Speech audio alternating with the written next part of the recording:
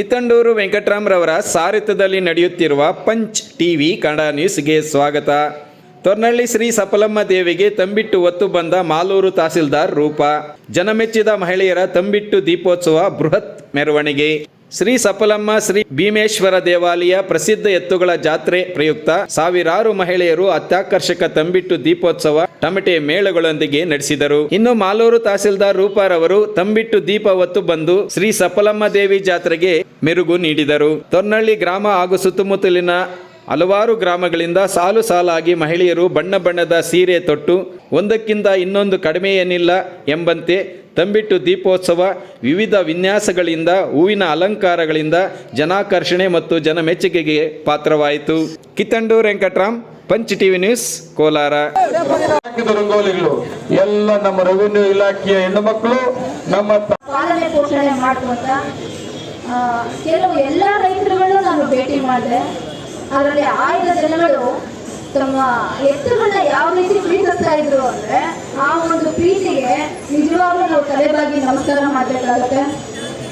ವಿಶೇಷವಾಗಿ ಈ ಜಾತ್ರೆ ಬಗ್ಗೆ ಹೇಳೋದಾದ್ರೆ, ನಾವು ಇಲ್ಲಿ ಕಾರ್ಯನಿರ್ವಾಹಕ ಅಧಿಕಾರಿಯಾಗಿ ಚಾರ್ಜ್ ಹಾಕಿದಾಗ ಕೇವಲ 20 ದಿನ 25 ದಿನ ಮಾತ್ರ ಇಲ್ಲಿ ಅವಕಾಶ ಇತ್ತು. ಸೊ ಆ ಸಮಯದಲ್ಲಿ ಇಲ್ಲಿ ಶಾಸಕರು ಸೆಷನ್ನಲ್ಲಿ ಇದ್ರು.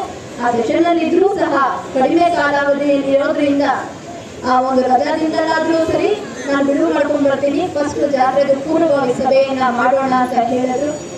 ಆ ಒಂದು ನಿಟ್ಟಲ್ಲಿ ಅತಿ ಕಡಿಮೆ ಸಮಯದಲ್ಲಿ ಈ ಸ್ಥಳೀಯ ಗ್ರಾಮದ ಎಲ್ಲ ಮುಖಂಡರುಗಳು ಪಕ್ಷಾತೀತವಾಗಿ ಬಂದು ಸಲಹೆ ಸೂಚನೆಗಳನ್ನ ಸಕಾಲಕ್ಕೆ ಕೊಟ್ಟು ಯಾವ ರೀತಿ ಜಾತ್ರೆಯನ್ನ ಯಶಸ್ವಿಯಾಗಿ ಮಾಡಬೇಕು, ಅದಕ್ಕೆ ನಾವೆಲ್ಲರೂ ಸಹ ನಿಮ್ಮ ಜೊತೆ ಸಹಕಾರ ಕೊಡ್ತೀವಿ ಅನ್ನೋದ್ರ ಪ್ರತಿಫಲನೆ ಇವತ್ತು ನೀವೆಲ್ಲ ನೋಡ್ತಾ ಇರುವಂತಹ ಸುಸಜ್ಜಿತವಾದ ಒಂದು ಜಾತ್ರಾ ಮಹೋತ್ಸವ. ಇದರಲ್ಲಿ ನಮ್ಮ ಪಾತ್ರ ಏನೂ ಇಲ್ಲ. ಇಲ್ಲಿನ ಸ್ಥಳೀಯ ಪಂಚಾಯಿತಿಯಿಂದ ಹಿಡಿದು ಪ್ರತಿಯೊಬ್ಬ ಗ್ರಾಮಸ್ಥರು ಸಹ ಇದಕ್ಕೆ ಕಾರಣೀಕರ್ತರಾಗಿರ್ತಾರೆ. ಈ ನಿಟ್ಟಿನಲ್ಲಿ ನಮ್ಮ ಮಾನ್ಯ ಶಾಸಕರು ಸಕಾಲಕ್ಕೆ ಬಂದು ಯಾವ ಯಾವ ರೀತಿ ತಮ್ಮ ಮುಖಂಡರುಗಳಿಗೆ ಸಲಹೆ ಸೂಚನೆಗಳನ್ನ ಕೊಟ್ಟು ಸಹಕಾರವನ್ನು ಕೊಟ್ಟು ಯಾವ ರೀತಿ ಯಶಸ್ವಿ ಮಾಡಬೇಕು ಅನ್ನೋದ್ರ ನಿಟ್ಟಿನಲ್ಲಿ ಸಲಹೆಗಳನ್ನ ನೋಡಿದ್ದಾರೆ.